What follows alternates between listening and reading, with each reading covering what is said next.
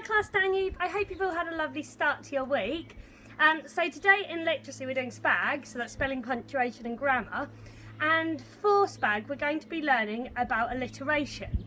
So alliteration is when there are two or more words next to each other or closely together that start with the same letter or sound. For example, Horrid Henry or Perfect Peter or Moody Margaret, like in the Horrid Henry books that I sometimes read you.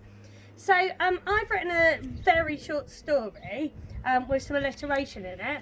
I'm going to read it through once and then you can just listen to it, and then I'll read it through again, and then I'd like you to shout alliteration at the screen that you're watching the YouTube video on every time you hear me saying any words with alliteration in. So the very short story is called Silly Sally in the Haunted House.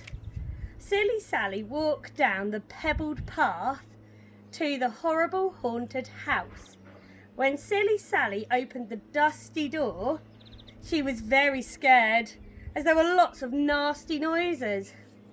As Silly Sally walked through the haunted house, she slipped on some slippery sweet corn. She was so scared that a gruesome, ghastly ghost was going to spook her, so she ran all the way back to her cosy, comfortable cottage.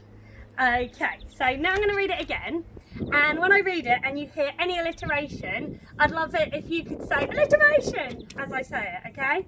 So, Silly Sally in the haunted house.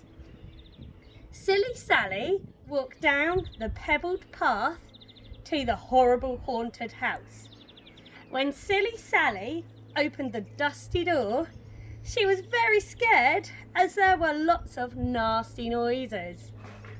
As Silly Sally walked through the haunted house, she slipped on some slippery sweet corn.